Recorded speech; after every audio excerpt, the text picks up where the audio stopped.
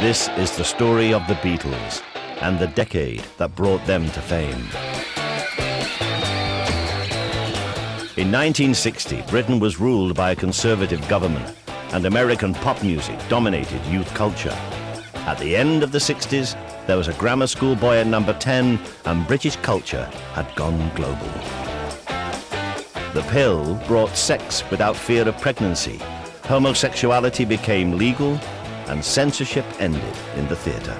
Oh, 60s were responsible for some of the greatest movements in the arts, in dance, in mime, in music, in drama. The consumer society boomed. Half of Britain became homeowners, and more people took holidays abroad. Suddenly, with the Beatles, we weren't necessarily going to be our dads. The Beatles were at the heart of this transformation. I want to hold your hand. I heard it, and my life was changed. This series is about the cultural and social revolution that was the 60s. The Beatles became a symbol for the decade. 4 lads from Liverpool who took on the establishment and won. The world would never be the same.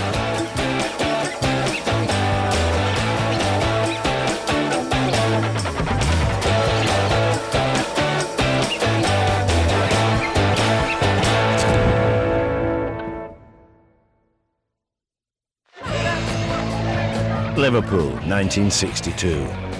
The Cavern, a magnet for teenagers hungry to hear the latest sounds from local bands. One in particular were causing a sensation. They called themselves the Beatles. They had only one single to their name. The largest record shops in Liverpool was Nem's. Teenagers flooded in asking for the Beatles record. Intrigued, record shop owner Brian Epstein went to the Cavern one lunchtime with his assistant to see what all the fuss was about. They were appalling. They looked scruffy. They were all in black leather, and they were just ghastly. And when we sat there, and when we sort of got our senses back, Brian said, "What did you think?" And I said, "Well, reluctantly, I think there's something there." From the moment Epstein clapped eyes on the Beatles, he was infatuated and decided to become a manager of a band for the first time. He planned to use his buying power to get them an audition with one of the big record companies. He knew he was onto a good thing. He was determined he was going to do it, and in fact it wasn't that hard for him to do it because they sold so many records at his family's store. He could go to Decca Records in London and say, "I'm a big retailer, I want my group auditioned." He said he would take away his buying from EMI because if Brian and Epstein put a big order in, they would increase the pressing order. Word would go down the line. Epstein's ordered 500. Up the pressing order, right? Because he was incredible. He could smell a hit. Brian Epstein was led by his instinct about the Beatles. Little did he know what a profound impact this would have on the decade. Lady Lewisham, what do you think about our teenagers? I've met very many teenagers up and down the country when I've been travelling around, and I've been always particularly struck by their enthusiasm about everything. And I'm always very bored with people who say, "Oh, young people aren't what they were in my day." On New Year's Day, 1962, Brian Epstein wangled the Beatles their first audition at Decca. The Decca audition failed because they were advised wrongly by Brian to show how versatile they were. So he was trying to sort of already set them up as a group that was a show-busy group rather than a rock group. And so they did all kinds of songs they shouldn't have done from their Hamburg repertoire, like Red Sails in the Sunset, an old jazz number. And in fact, they sound pretty good on the Decca audition, but it was done very, very quickly, one take, of every song. Epstein would learn from this experience. The teenagers of the 60s didn't want general entertainers who satisfied the monochrome 50s generation. I look at the 50s, when I was a child in the 50s, almost of it being like a black and white time. And then you come to the 60s and suddenly there was colour. You just were aware that colour was coming in from all elements. You know, when you look at art and look at dance, and people were more aware of the we were more open creatively. We were allowed to be. John made rock and roll kind of quite chic within the art college, which again was dominated by jazz. And so rock and roll, his group were encouraged by the art college in a way they weren't being encouraged by anybody else for a while. So the Beatles, for a time, flourished in the environment of an art college. Bringing culture to the masses was seen as a way of breaking down class barriers. A radical advocate of this, and from a working class background himself, Arnold Wesker set up the arts group Centre 42. I think we were responsible for creating the first folk song concert. And until then, folk singers had performed in pubs and small venues. There was jazz. We created a big jazz band. The National Youth Theatre toured Hamlet, and there were exhibitions, and there were poetry readings. We did the shows, and they were very successful in the sense that there was quite a big audience for them, but I suspect they'd all bust in from London, because they were saying, yeah, it's lovely, you know. I thought, it all sounds like Knightsbridge in here. I don't hear any native Wellingborough accents. And a lot of them were friends of Arnold's. And we all drove back afterwards, and I'd been paid and I had a great evening, and I played a 96-year-old female cook, I remember. I think it was a tremendously worthy idea, but I just sense you can't actually just take a huge spoon and wallop culture down on a group of people. It inspired lots of people to agitate for cultural centres and arts centres.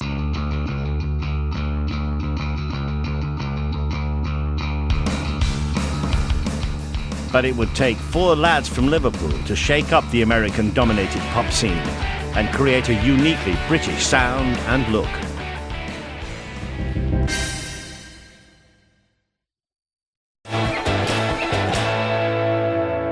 British teenagers were gripped by the American biker look. It shouted rebellion, and parents didn't like it. The rock and roll look, which you can see in James Dean, is the look that the young kids want even now. And it's a white T-shirt, and it's jeans, and it's a black leather jacket or a black leather blouson. And the Beatles really wanted that look, and people still want it. There was a story when they were on tour with Helen Shapiro in the very early touring days, and they went to a young conservatives' dance, and they were just turned away at the door. They didn't make any trouble. They were just turned away at the door, and they went. And there was this dreadful kind of whiff of depravity about this. They'd done nothing. They were just wearing black leather jackets. But Epstein realized that to have wider appeal, they needed to abandon their leather look. They needed a smart new image. Pop music, if it wanted to be heard throughout the country, wanted to be on the BBC, it had to be smartened up. It couldn't be raw. It couldn't be dangerous. He made them look like a unit. He put them into proper, neat little clothes. He gave little notes, and I still have a copy of these notes saying, don't spit, don't swear, don't smoke on stage. Paul was willing to do it because they'd failed to get a proper, professional, decent management company. They hadn't got a record deal, so they were open to influence. John used to tell me, looking back, he hated wearing little suits. They were quite unusual suits, and they still caused a lot of shock because you couldn't see their ties because they were round neck suits. But he did really smarten them up. He turned them into a sort of manufactured, I mean, if you like, a very, very early kind of boy band, except that they could really play. And he wanted to make them appeal to worried parents as well as teenagers.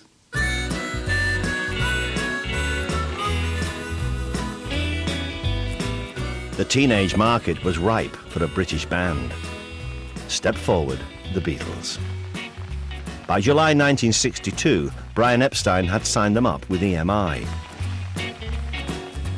Epstein was one of the first people to recognize that the 60s was the selling decade. To promote his band, he approached a fellow Liverpudlian to become their press officer. I held back and didn't give Brian Epstein an immediate answer purely because my parents and my wife were both sort of saying, look, do you think you know what you're doing here? You're considering leaving a very reputable, well-established, prestigious international company called Decca Record Company to join this guy who's got a record shop and a band in Liverpool. And in Corinne's case, she was adding just after we're married like this and with a mortgage coming. But in fact, I couldn't resist it. At the time, none of us, not even the Beatles themselves, expected that the lifespan of the group would be a very long one. And yet, at the same time, Brian Epstein was already saying, I've got a group, I've got a band here that is going to be as big, probably bigger, than Elvis Presley. In the early 60s, America was the self-confident and youthful nation, perfectly epitomized when John F. Kennedy was elected president in 1960. The outstanding personality of the year. John Kennedy is elected to America's greatest political office. Youngest ever president, first Roman Catholic to go to the White House. What an amazing triumph. Kennedy was young and modern. He reveled in using the new mass media of television to promote his image. He lapped up the exciting developments in new technology. In 1962, Kennedy made the first ever live satellite broadcast. I understand that part of today's press conference is being relayed by the Telestar communications satellite to viewers across the Atlantic, and this is another indication of the extraordinary world in which we live. Where America embodied modernity and progress, there was a growing feeling that the Conservative government was out of touch. Things were starting to go wrong for Prime Minister Harold Macmillan. The first sign of trouble was in March 1962, when, at a by-election in Orpington, the Conservatives lost one of their safest seats. 4 months later, Macmillan made sweeping and ruthless changes to his cabinet. The thing about Macmillan is he always presented this image of being a very unflappable kind of Victorian relic, but in fact he was a very cunning, feline, Machiavellian politician. And many of these people are Macmillan's oldest political friends. They're people who've worked for him, who've been loyal to him. And when the press get hold of it, I mean, there's absolute kind of amazement that he's been so ruthless as to kick out basically a third of his cabinet, the biggest kind of political butchery in British history. And so people call it the Night of the Long Knives. And everybody agrees Macmillan's got this wrong. But Macmillan's days were also numbered.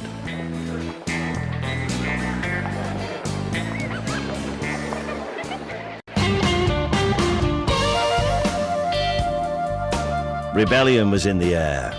A new breed of rock stars didn't behave properly in public.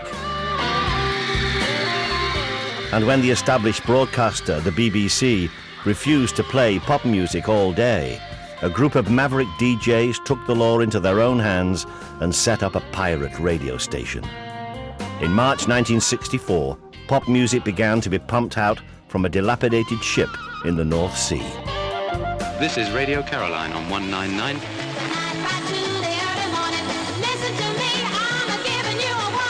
Millions of kids have learned to say, I love Caroline. They laugh it up from 6 in the morning until 8 o'clock at night.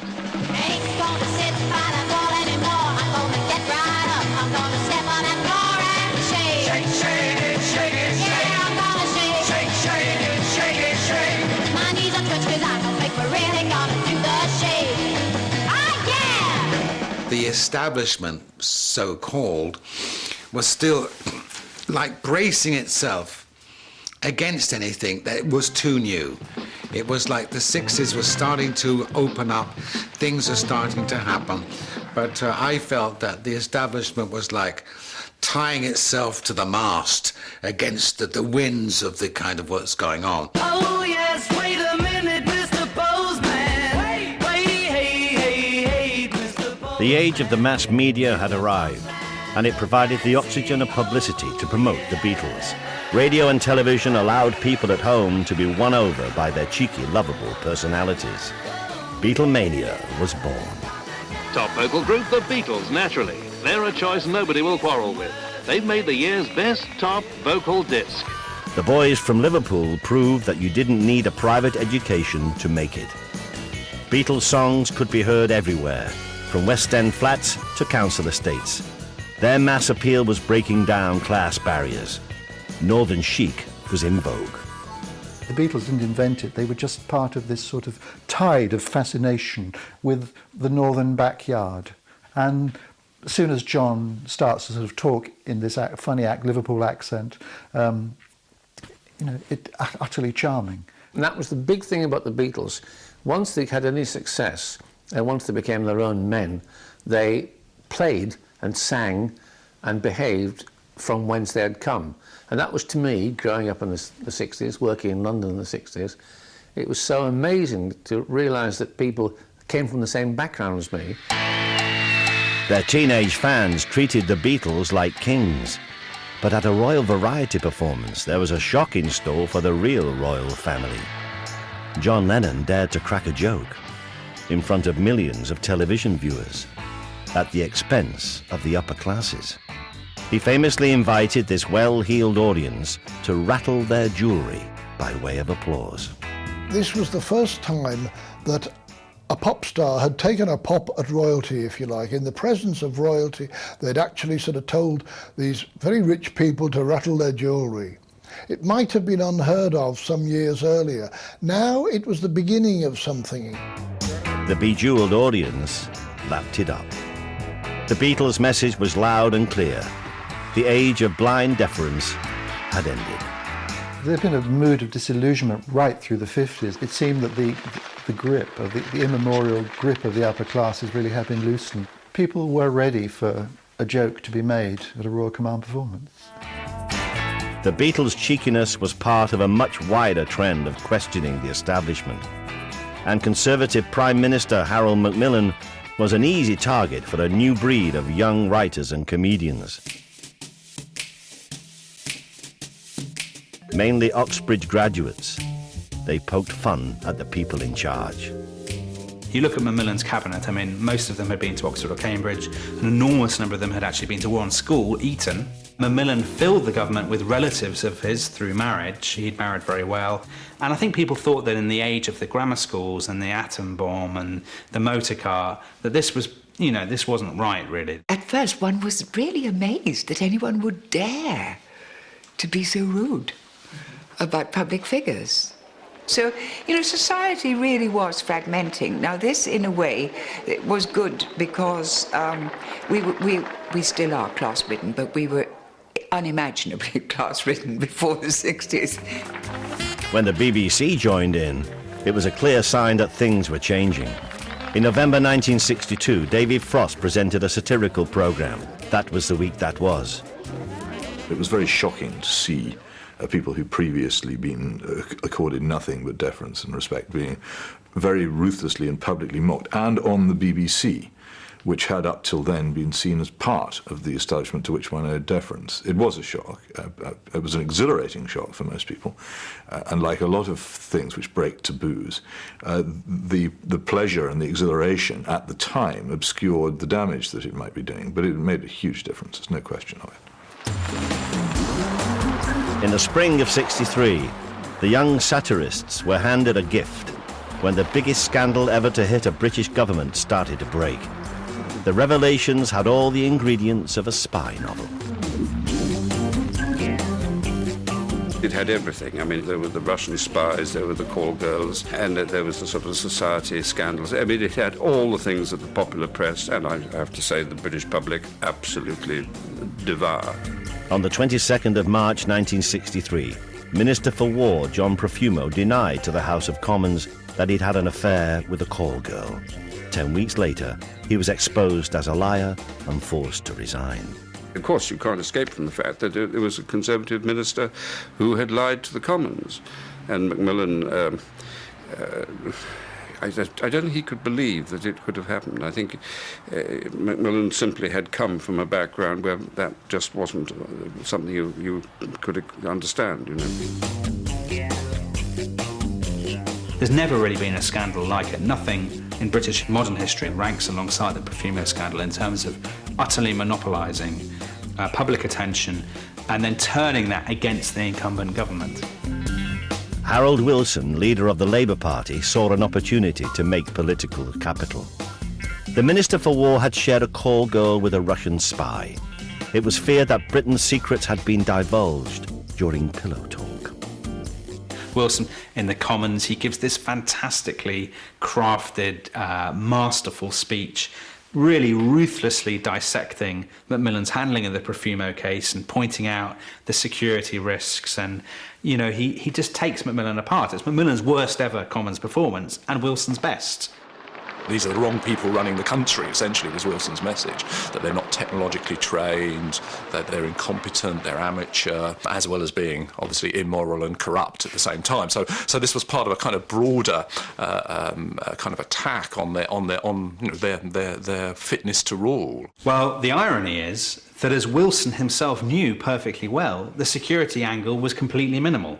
There was no real security angle, there was no great security risk, because Profumo had never shared the girl with the Russian spy. That was what people always imagined, but it had never happened. The Russian spy they really needed to worry about was Kim Philby, head of the British Secret Service. A double agent for the Soviet Union, he was recruited as part of a spy ring as a student at Cambridge. The ablest of them was Kim Philby, who in 1951, some suspicion falls on him, but nobody can prove it. Then in 1963, he defects to the Soviet Union, and that is a terrible humiliation for British intelligence. It couldn't have come at a worse time for Macmillan, and Wilson, who could have pressed home his advantage, had another plan. Wilson effectively lets Philby go. He doesn't play on Philby, and he does this for one reason. He wants to keep Macmillan in power as the Tory leader because he's confident he can beat Macmillan. So he doesn't want Macmillan to be brought down by all the scandals. He wants to keep Macmillan there, but weakened and damaged. That's how Wilson operated. Wilson was an absolute master of playing people off against one another. And Wilson was right to wait. Within weeks of Philby's defection, Macmillan's government suffered another blow. The Lord Denning report on the Profumo scandal. With its tabloid style, it became a national bestseller. 100,000 copies were sold on the first day. The public was shocked and thrilled by the stories of sex, spies, and political scandal. Never again would the established powers enjoy unquestioning respect.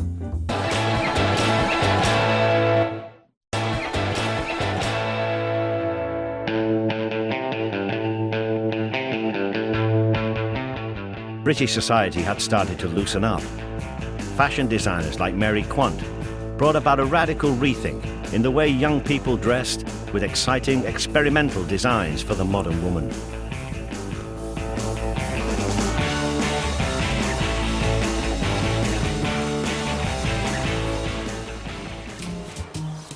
Until the 60s, you really had to look like your mother. So your first grown-up wardrobes were identical with your mother's. Your hair was just like your mother's. And then suddenly, there were clothes for young people.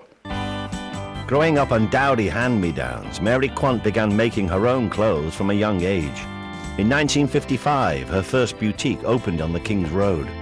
With little knowledge of business, she was the first to offer youthful, yet practical and affordable fashion. We were sort of hanging on to it. It was going too fast for us, you know, and we didn't know enough about working capital and all that sort of things. It was an amazing success, almost too frightening. And at the same time, so they were sometimes 3 or 4 deep outside the window and buying like that. And sometimes there were also sort of city gents in bowler hats and beating on the window with their umbrellas, somehow outraged and shocked, but unable to describe what was shocking them. The Beatles used to come into Bazaar and buy their clothes, and John Lennon got his cap. And then it became impossible for them to come in there, so they used to have to come to the studio, and then all the girls working in the studio sort of fainted, you know.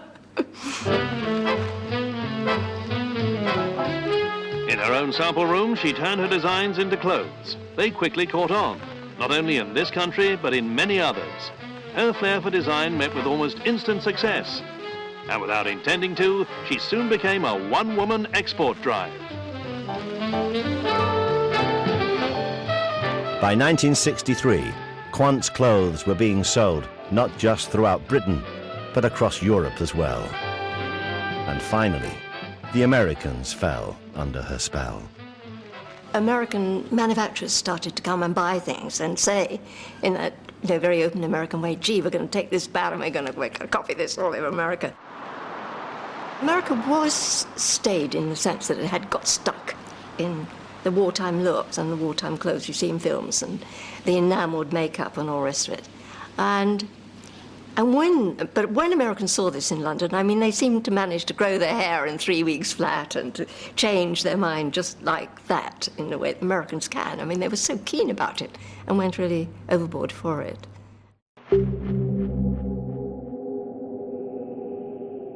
But American exuberance suffered a terrible shock when President Kennedy went to Dallas on the 22nd of November, 1963.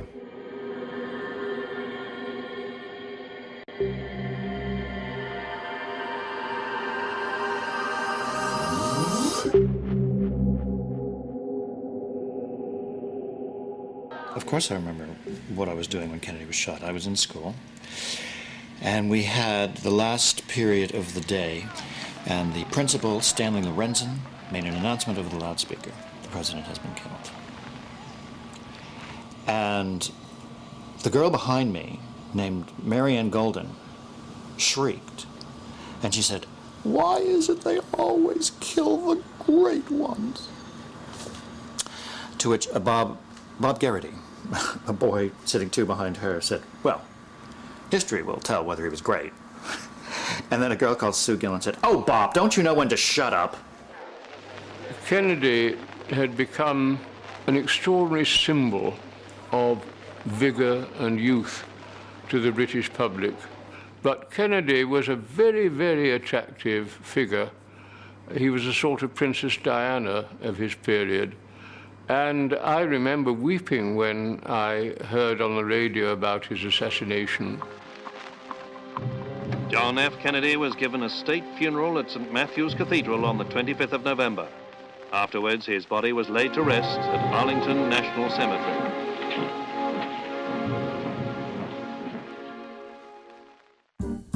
On the day that Kennedy was killed, the Beatles' second album was released in Britain and went straight to #1. Brian Epstein was now convinced that the Beatles could conquer America. But if they did, it would be an extraordinary achievement. America has always loved some things about Britain. The history, the sort of eccentricity, the accent, obviously. Those things would sell in America, but popular music did not. American impresario Sid Bernstein thought differently. He'd read about the boys' success in Britain and wanted to be the first to introduce them to America. I called Brian. He got on the phone with his most proper British accent, and I did the best to conceal my Bronx accent. And I said, "Mr. Epstein, I would love to present your boys, your group in America." He says, why would you want to commit suicide? I can't get any airplay in America. Brian didn't want to launch his boys onto an unprepared market and struck a deal. We agreed on 1 year hence. That 1 year hence turned out to be February 12th, 1964. He said, however, one proviso, that if we have no airplay by October 63, we have the right to cancel. Before President Kennedy was killed, the Beatles were ignored in the States. Their records were licensed by EMI to a variety of labels. And nothing happened. And indeed, the first Lennon-McCartney song to chart in America was Del Shannon's cover version of From Me to You. But then something totally unexpected happened. In January 1964, the Beatles heard the news that they'd finally topped the American charts. And on the 7th of February, the Beatles flew out of Heathrow to America. They were to face the biggest challenge of their careers so far.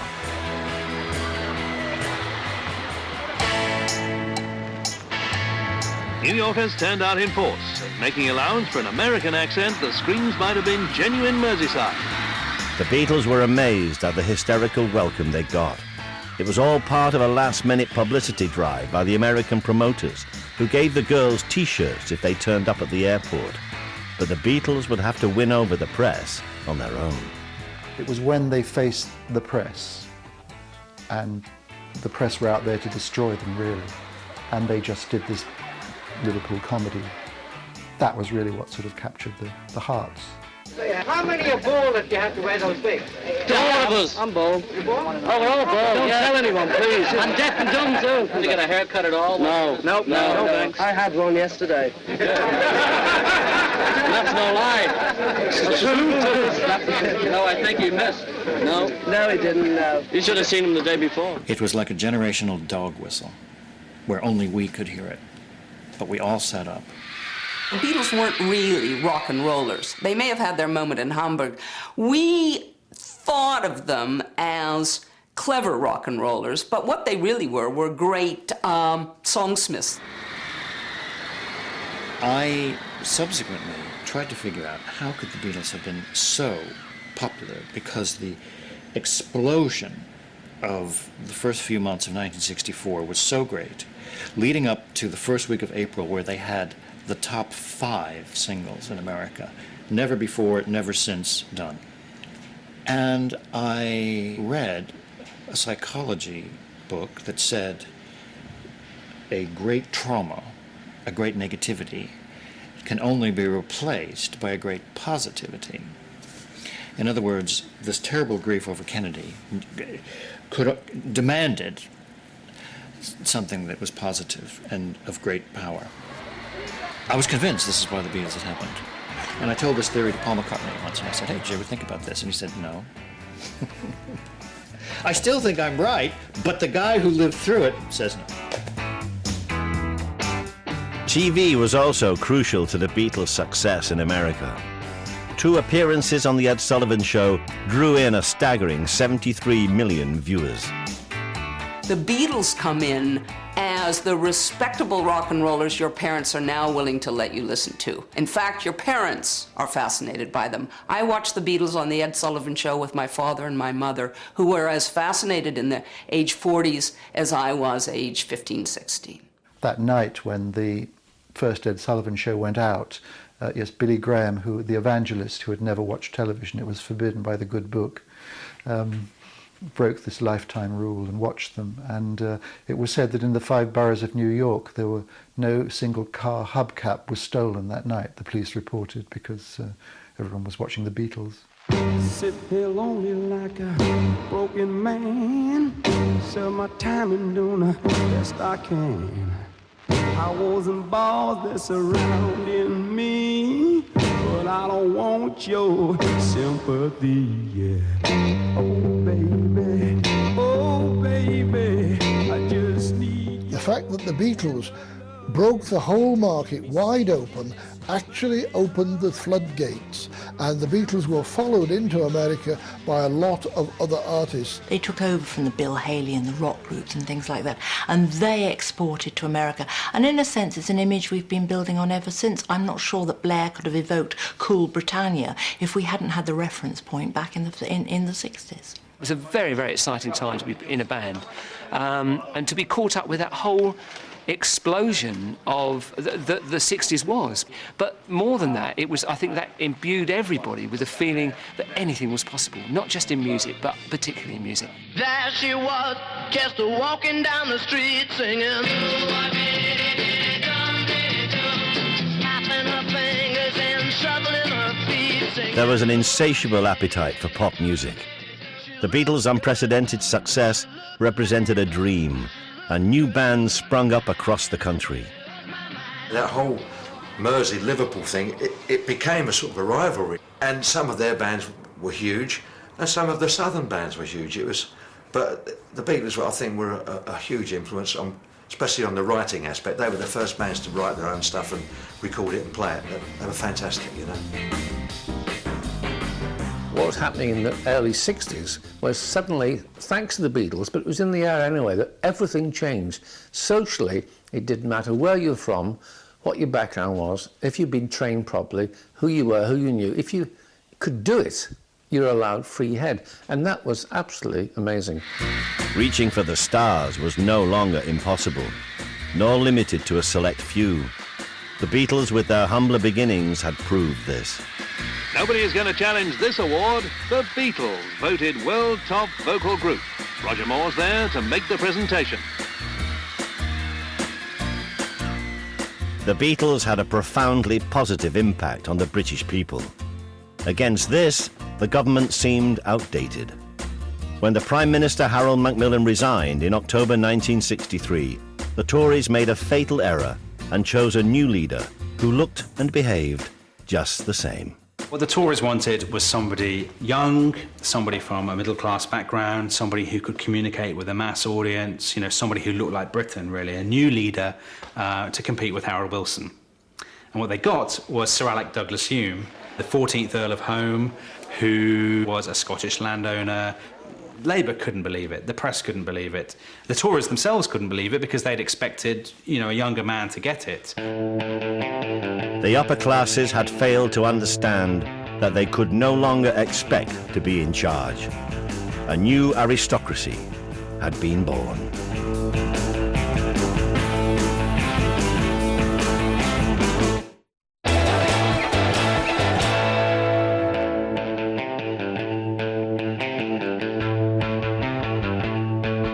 The 1964 general election was the first fully televised campaign.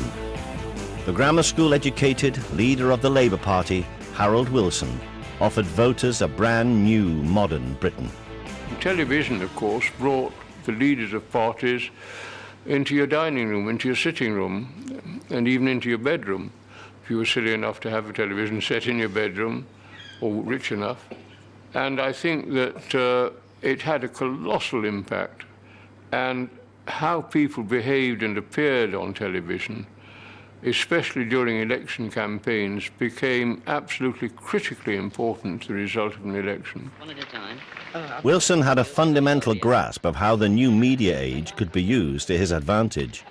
A new leader needed new friends. Yeah. Thank you very much for giving us this Silver Heart. But I still think you should have given one to good old Mr. Wilson. Harold Wilson was absolutely starstruck and wanted to hobnob with famous celebrities at number 10, just like Blair did, all those years later. And he was out to court popularity by any possible means, including cozying up to the biggest pop group of the day, which was the Beatles. I'd just like to say the same as the others. Thanks for the Purple Hearts. Silver! Oh, yeah. Sorry about that, Harold. Thank you.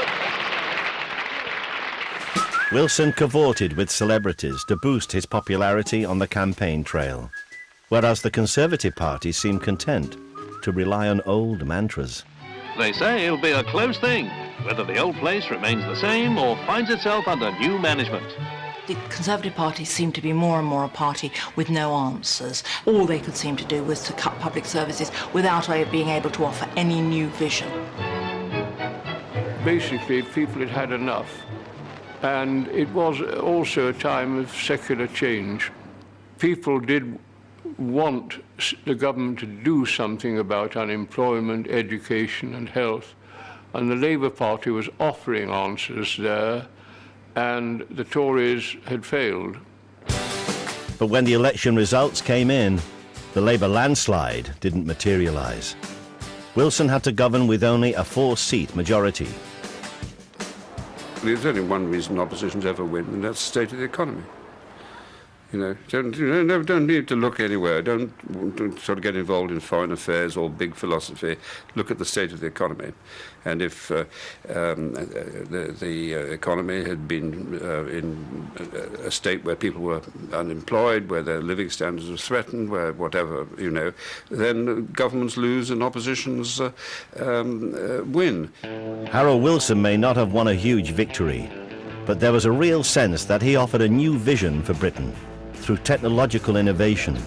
Wilson doesn't just promise you a better world, he promises you a shiny, modern, brave new world in which everybody's better off, in which class distinctions are swept away by the technological revolution, and in which, in the kind of white heat of the revolution that he refers to, this new scientific Britain of monorails and hovercraft and all the rest of it is going to be built.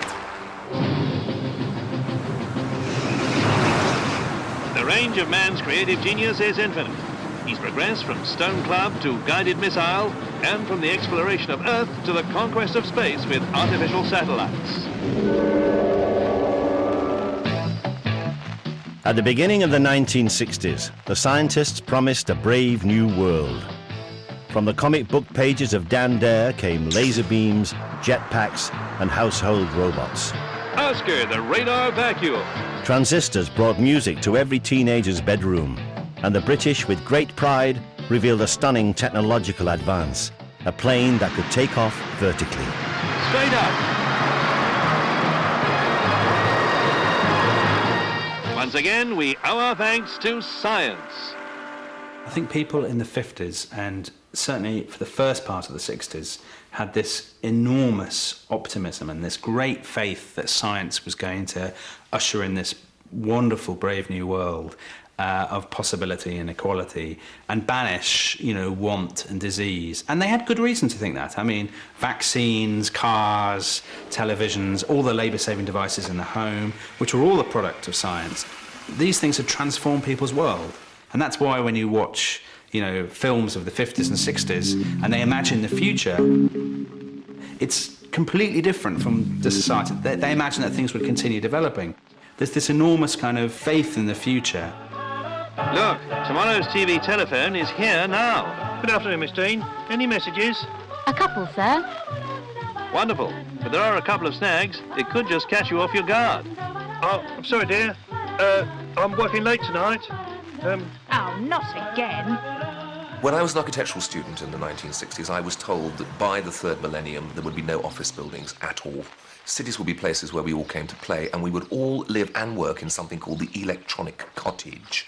I was going to be in Rutland with an entire room set aside for some valve-driven computer that I was going to be able to do all my drawings on and send messages across the globe with machines that looked like they'd come out of Dan Dare. And I was probably going to dress like something out of Star Trek in a single-piece lycra jumpsuit with pixie boots. How disappointing the modern world is. The man in the white coat in the lab with all his gleaming chrome-plated machinery, was going to fashion a future for us which would be absolutely fantastic. Among the promises of science would be that we would all have much more leisure time, and we would be free from some of the drudgeries that life imposes. Just imagine the scene when Mr. and Mrs. 2000 sit down to breakfast with their very own automatic au pair, which makes this pop-up toaster seem primeval. As an armour-plated home help, it costs £7,500. This idyllic breakfast scene illustrates the ingenious intricacy that can be applied to complicated but repetitive industrial manoeuvres. And while Mr. 2000 goes off to his work, naturally he'll be a computer programmer, the missus can settle down to the high life and enjoy watching someone or thing get on with it. It's well worth celebrating.